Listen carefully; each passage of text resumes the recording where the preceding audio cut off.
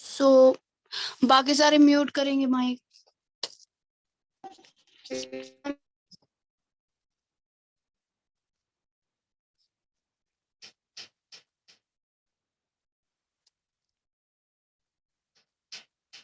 Ishiba mic mute करे।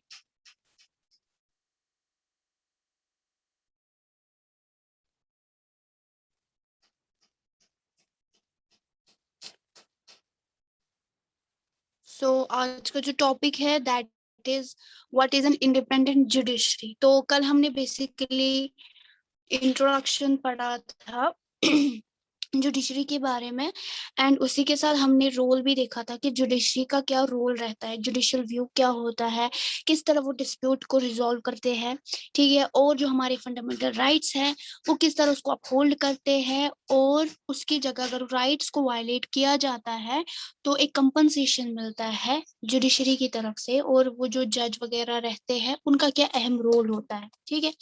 और कल भी मैंने आपको बताया था कि ये जुडिशरी जो ऑर्गन है ये हमेशा इंडिपेंडेंट होते हैं, लेजिस्लेटिव और एग्जीक्यूटिव से अलग होता है। अब इसकी वजह क्या है कि इंडिपेंडेंट जुडिशरी क्यों चाहिए और क्या है कि ये इसको इंडिपेंडेंट रखता है। वजह क्या है, क्योंकि देखो हालात जितने भी कंट्री के अंदर होते आ रहे हैं या हो रहे हैं, अगर जुडिशरी इंडिपेंडेंट ना हुआ तो कोई भी इसको खरीद सकता है। मैं आपको एग्जाम्पल से समझाऊंगी कि अगर कोई बड़ा आदमी है, बहुत ही रिच है, वो इतनी ताकत रखता है कि वो मतलब जज को भी खरीद सकता है, कोर्ट को खरीद सकता है, इतनी ताकत, तो क्या आपस में इक्वालिटी रहेगी? ये जो गरीब आदमी होता है इसके दिल में एक उम्मीद होती है कि मेरा जो इंसाफ है अगर यहाँ नहीं हो तो कोर्ट में हो जाएगा। हर एक के दिल में वो उम्मीद होती है कि कोर्ट तक एंड में, मतलब जब फैसला कोर्ट तक पहुंचता है वहां पे एक सिटीजन को एक उम्मीद होती है कि यहाँ पे मुझे इंसाफ मिलेगा, ठीक है। तो यहाँ पे जुडिशरी का इंडिपेंडेंट रहना उतना ही जरूरी है। आपस में अपनी पर्सनल जो अफेयर्स होते हैं, पर्सनल मैटर्स होते हैं, वो अपने आप तक रखते हैं, राइट। तो वैसे ही जो जुडिशरी है अगर वो इंडिपेंडेंट ना रहा, कोई भी पार्टी उसको चला सकती है अपने हिक में फैसले, मतलब उसी के हिक में होता है फिर फैसले। मानो कोई पार्टी है, गवर्नमेंट है, ठीक है, अगर जुडिशरी को कोई गवर्नमेंट चला रही होती तो ऐसा मत होता कि गवर्नमेंट कुछ भी गलत करती और कोई किसी में इतनी ताकत नहीं थी कि उस गवर्नमेंट को कोई इंटरप्रेट करते कि आप गलत कर रहे हो, ठीक है, या उनको कोई रिव्यू नहीं करता, उनको कोई सुपरवाइज नहीं करता कि आपका जो ये लॉ है ये गलत है, ठीक है। इसका ये मतलब है कि हम डेमोक्रेटिक कंट्री में रहने के बावजूद भी डेमोक्रेसी वाली कोई बात नहीं होती। तो ये सारी चीजें जो है तो वो हमें क्या मतलब दिखाती है कि हम इंडिपेंडेंट कंट्री में रह रहे हैं, ठीक है। एक सिचुएशन आप इमेजिन करो, आपकी बुक में भी है। मानो एक पावरफुल पॉलिटिशियन है, ठीक है, वो बहुत पावरफुल है, उसके हाथ में पावर भी है, वो रूलिंग पार्टी का है, ठीक है। अब वो आपकी जमीन पे कब्जा कर रहा है। मानो वो जमीन जो आपकी फैमिली की है और आप जनरेशन से, मतलब आपके फोर फादर जो है, ठीक, आपके दादा के दादा, दादा के दादा, उनकी जमीन है, वो आपकी अपनी एंसेस्ट्रल जमीन है, ठीक। अब अगर वो पॉलिटिशियन चाहता है कि वो क्या करे, वो उस पर कब्जा करे, ठीक है। एंड देन ये जो पॉलिटिशियन है इसमें इतना पावर है कि वो जज को क्या कर सकता है, वो जज को निकाल सकता है अगर उसके हिक में उसने फैसला नहीं सुनाया तो, ठीक है। अब अगर आपके दिमाग में उम्मीद है कि ये जो पॉलिटिशियन है ये मेरे जमीन के ऊपर नाजायज कब्जा कर रहा है, तो अब मैं कहाँ जाऊंगा? मैं जाऊंगा कोर्ट के पास, है ना। वो क्या करेंगे वहां पे, मेरे हिक में फैसला सुनाएंगे। लेकिन यहाँ से जो पॉलिटिशियन है वो इतना पावरफुल है कि वो उसको खरीद सकता है। तो 100% चांसेस है ना कि ये जो जज है वो मतलब पार्शियली मतलब फैसला करेगा। वो किसके हिक में फैसला सुनाएगा? पॉलिटिशियन के हिक में, है ना। वो क्योंकि ये जो पॉलिटिशियन है ये कंट्रोल कर सकता है इस जज को, है ना। तो इसका ये मतलब है कि ये जो कंट्रोल है ये इसको इंडिपेंडेंट डिसीजन लेने से रोक रहा है। समझ आया? यहाँ पे सिनेरियो समझ आया? यानी इस ये जो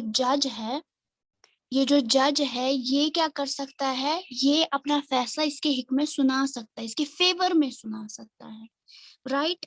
सो ये जितनी भी चीजें हम लोगों ने देखी कि मतलब चाहे रिच है, पावरफुल मैन है, ये यहाँ पे इंडिपेंडेंस दिखा सकता है। मतलब जो आपका ये रहता है जुडिशरी, अगर वो इंडिपेंडेंट ना होता तो सोचो क्या होता। कोई भी इंसान अपनी मनमर्जी चला सकता था, अपना मतलब रुबाव दिखाता था, मतलब चाहे पॉलिटिक्स में चाहे समाज में, ठीक है। अब यही वजह है कि इंडियन कॉन्स्टिट्यूशन ने ये सारा जब सिनारियो देखा, यानी ये जो फैसला लिया गया कि ये जो जुडिशरी है इसको कोई पॉलिटिकल पार्टी नहीं चलाएगी, समझ आया, ये इंडिपेंडेंट रहेगी, ये वाला जो बॉडी है, ये जो जुडिशरी का जो ऑर्गन है, ये क्या रहेगा, independent. That is why Indian constitution ने एक शील्ड रखा है, किसको, जुडिशरी को, कि आप इंडिपेंडेंट ही काम करेंगे, ठीक है। पहला एस्पेक्ट है सेपरेशन ऑफ पावर, जो आपने पहले की फीचर ऑफ कॉन्स्टिट्यूशन जब हम पढ़ रहे थे चैप्टर 1 में, ठीक है, हमने देखा कि पावर सब सेपरेट की गई है, लेजिस्लेचर की अपनी है, एग्जीक्यूटिव की अपनी है, ठीक है। और ये दो, लेजिस्लेटिव और एग्जीक्यूटिव, ये दो बिल्कुल भी इंटरफेयर नहीं करेंगे किसमें, जुडिशरी के कामों में। अलबत्ता जुडिशरी को ये मतलब इतनी मतलब वो पावर रखता है कि वो इंटरफेयर कर सकता है इन दोनों के कामों में, क्योंकि उसका काम ही है लुक आफ्टर करना, उसका काम ही है सुपरवाइज करना, ठीक है। इसीलिए ये जो कोर्ट है ये गवर्नमेंट के अंडर नहीं आते, ठीक है, ये गवर्नमेंट के अंडर नहीं आते हैं। एंड देन जब हम देखते हैं कि ये जो सेपरेशन हुआ है, ये हाई कोर्ट और सुप्रीम कोर्ट के बीच में भी हुआ है, सेपरेशन ऑफ पावर जो है ये हाई कोर्ट और सुप्रीम कोर्ट के बीच में भी हुआ है, यानी कि कोई ऐसा फैसला जो हाई कोर्ट नहीं ले सकता है उसके लिए आपको सुप्रीम कोर्ट ही जाना है, ठीक है। जैसे कि हमारा आर्टिकल का मसला था, ठीक, तो वो पिटिशन कहाँ तक लेके गए, सुप्रीम कोर्ट तक, ठीक। या कोई टेररिज्म का मामला है, वो भी सुप्रीम कोर्ट में ही सुलझाया जाएगा, कंट्री का मामला सारा कुछ सुप्रीम कोर्ट में होगा। अगर कोई मतलब उससे छोटा मोटा मसला है तो वो हाई कोर्ट में हो जाएगा, अगर उससे भी छोटा मसला है तो वो लोअर कोर्ट में मतलब सुलझ जाएगा, ठीक है। दैट इज वाई ये जो इंडिपेंडेंस की हम बात कर रहे हैं, इसीलिए ये कहा जाता है कि एक बार को रिमूव करना काफी मुश्किल होता है, ठीक है। उसके लिए काफी लॉन्ग प्रोसीजर लगता है, ठोस सबूत लगते हैं कि आप इसको क्यों रिमूव कर रहे हो, आपको वो रीजन जो है वो प्रोमिनेंट देना है, ठीक है। जज को रिमूव करने के लिए रीजन प्रोमिनेंट होना चाहिए, और इतना आसान नहीं होता है जज को रिमूव करा, ये कोई पॉलिटिकल का लीडर ने इसने ऐसे रिजाइन किया तो बस नहीं, ये जुडिशरी का पार्ट होता है, जो जज होता है ये जुडिशरी का पार्ट होता है। दैट इज वाई ये जो इंडिपेंडेंस है जुडिशरी का, ये एक रोल प्ले करती है ताकि मिसयूज ना करे कोई पावर, चाहे वो लेजिस्लेचर से हो चाहे वो एग्जीक्यूटिव से हो, कोई भी अपने पावर को मिसयूज ना करे, समझ आया। तो ये जो फीचर्स हमने पढ़े जुडिशरी के बारे में, आपको ये ध्यान में अच्छे से रखने होंगे, ठीक है, ताकि अगर एग्जाम में आएगा कुछ कोई भी क्वेश्चन रिगार्डिंग जुडिशरी आप अच्छे से लिख सकते हो, ठीक है। तो ये जो मतलब जुडिशरी है, मैंने बताया कि हमारी फंडामेंटल राइट्स को गाइड करने में या प्रोटेक्ट करने में इसका बहुत बड़ा रोल रहा है, ठीक है।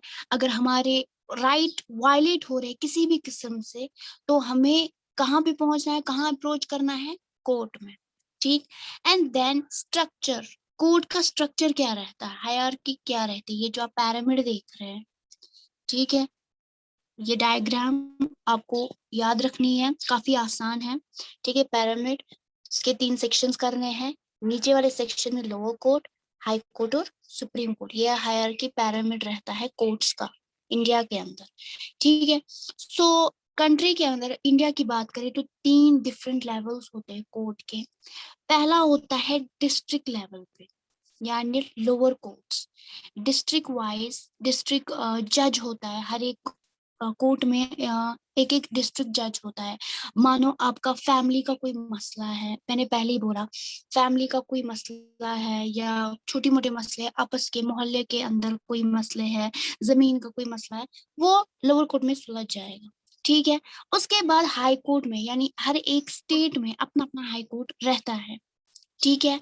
सेकेंड थिंग, सुप्रीम कोर्ट यहाँ एक ही है, वो न्यू दिल्ली में है, ठीक है। वहां पे चीफ जस्टिस रहते हैं।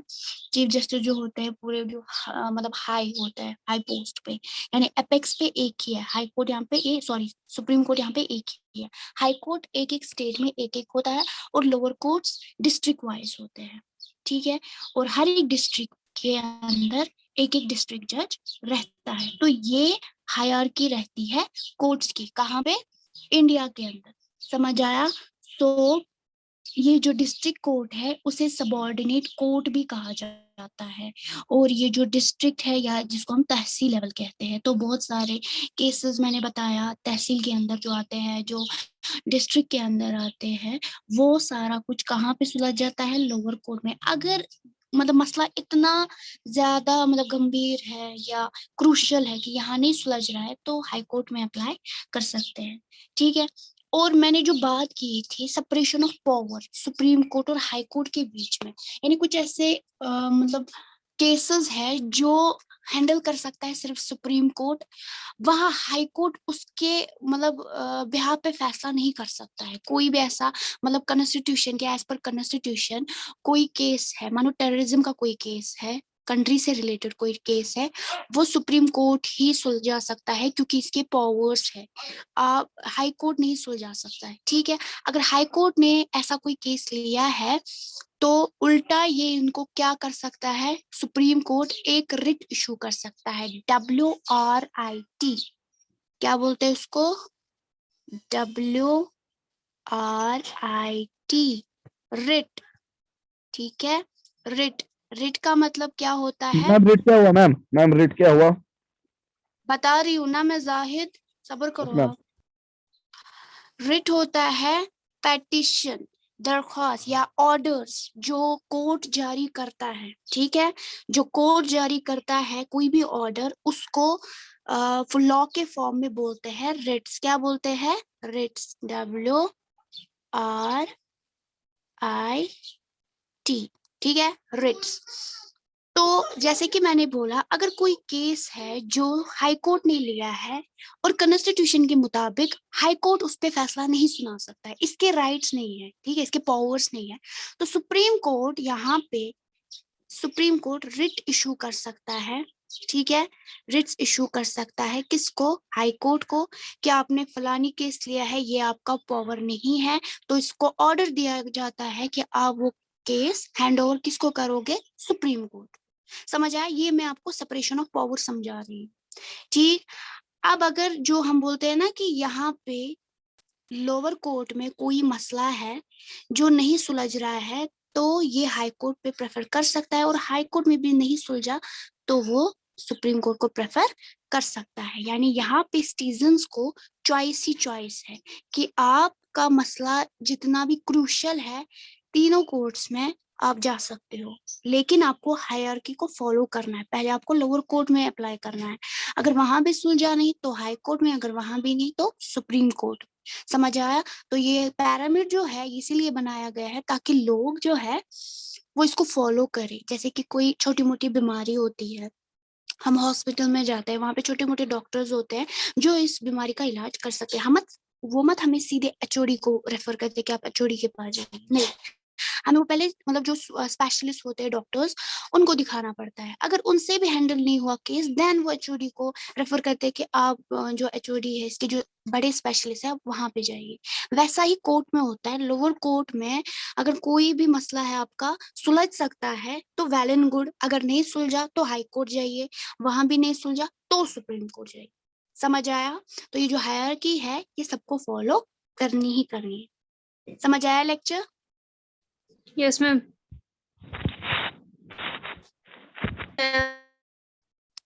किसी को कोई क्वेश्चन?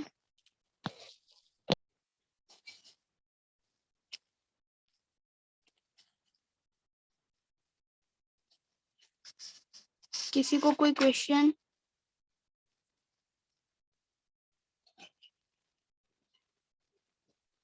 मैम हाँ ma'am lower court ma'am ma'am होते हैं मैम ये डिस्ट्रिक्ट में कि ये स्टेट्स में लोअर कोर्ट?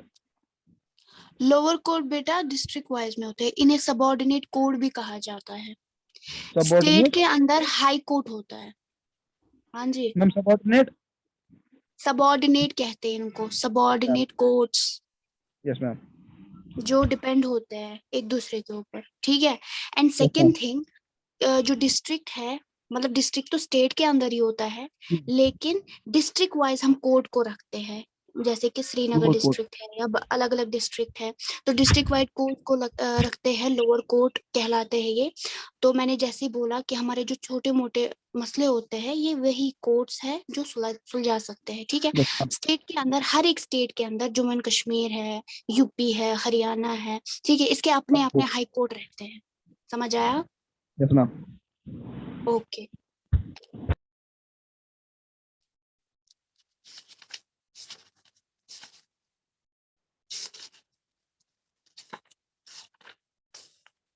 सो सीरत, रोल नंबर 15।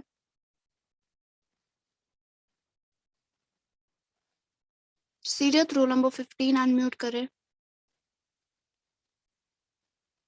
सीरत, रोल नंबर 15।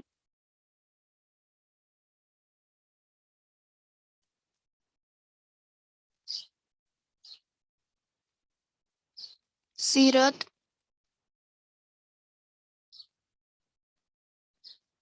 सीरत, roll number 15। Did you hear me? Unmute करें।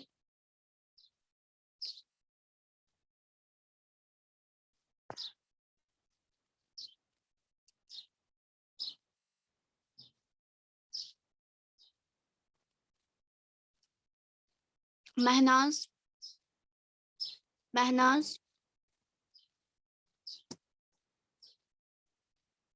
महनाज शौकत, अनम्यूट कीजिए। Mahnaz Shaukat,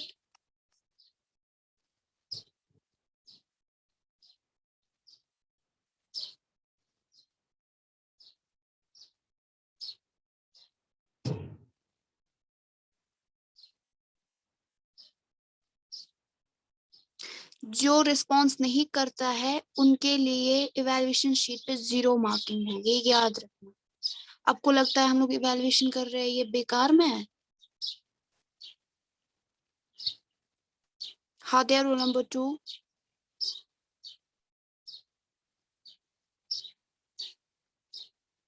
roll number 2 Hadiya, yes ma'am. बताइए रूल ऑफ जुडिशरी क्या है? रूल ऑफ जुडिशरी है कि अगर कहीं भी लॉज को वायलेट हो रहा है तो वो उस पे फैसला सुनाए किसी भी चीज पे। ओके, और बस इतना ही है रूल जुडिशरी का। Haider, rule number 4। Haider, Haider, rule number 4। Yes ma'am. आप मुझे बताओ इंडिपेंडेंट जुडिशरी का मतलब और ये क्यों जरूरी है? What is the meaning of independent judiciary and why is this important? क्यों है ये जरूरी, बताइए। मैम ये ज्यादा गाँव में होता है। मतलब जुडिशरी सिर्फ गांव में होता है? नो मैम, लेकिन नो ये मैम ये शहर में होता है, मगर ये ज्यादा होता है भी ताकि इनको ये मिले, ये कहते हैं इसको, ये कुछ तो कहते हैं, क्या, ताकि मुझे इनको अपना बोलो, हक। हाँ मुझे बोलो, अगर हम हक की बात करेंगे तो शहरों में भी बहुत सारी वायलेशन होती है ना? तो मुझे बोलो कि जुडिशरी का इंडिपेंडेंट रहना क्यों जरूरी है, बताइए। जो मैंने आपको एग्जाम्पल दी थी, जो आपकी बुक में भी है, पॉलिटिशियन की, तो आपको उससे क्या समझ आया? मैम यानी कि हमें उन्हीं के रूल्स फॉलो करने होते हैं, अगर हम उनके रूल्स के बिना नहीं, ये क्या कहते हैं इसको, ये हम उनको नहीं कुछ कह सकते, हमें उन्हीं के रूल्स करने पड़ेंगे। अच्छा, ओके। Mahwish, roll number 10। ध्यान से पढ़ा करो, जब लेक्चर होता है ध्यान से सुना करो। Roll number 10 Mahvish, roll number 10 Mahwish.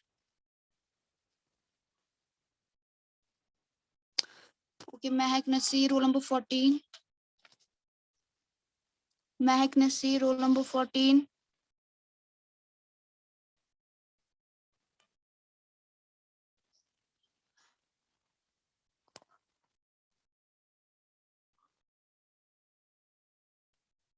Umesa, roll number 5. Yes, ma'am. Structure of courts in India. Pyramid जो मैंने पढ़ा है.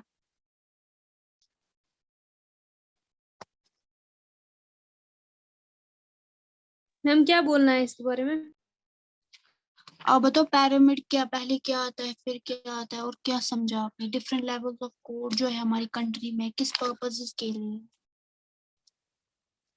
3 लेवल है, लोअर कोर्ट, हाई कोर्ट और सुप्रीम कोर्ट। जो लोअर कोर्ट होता है वो डिस्ट्रिक्ट वाइज होता है, हाई कोर्ट जो होता है वो स्टेट वाइज होता है। कभी अगर कोई डिस्ट्रिक्ट में अगर कोई प्रॉब्लम होगी तो वो लोअर कोर्ट के पास जाएगा। अगर उनको लगता है कि ये जो इनका मसला है ये लोअर कोर्ट नहीं सुलझा सकेगा तो वो फिर हाई कोर्ट के पास जाते हैं। अगर उनको लगता है कि ये हाई कोर्ट भी नहीं सुलझा सके फिर सुप्रीम कोर्ट के पास जा सकते हैं। और इसमें इसको लोअर कोर्ट को सबऑर्डिनेट कोर्ट भी कहा जाता है। और इसमें रिट होता है। अगर इसको सुप्रीम कोर्ट का लगता है कि हाई कोर्ट इस मसले को नहीं सुलझा सकता है तो फिर वो उनको ऑर्डर देते हैं कि आप सुप्रीम कोर्ट को ये केस दे दीजिए। Okay, separation of power, good.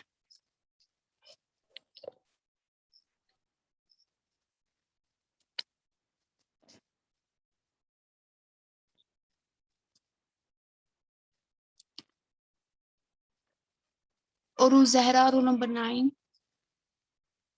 और ज़हरा, रोल नंबर 9.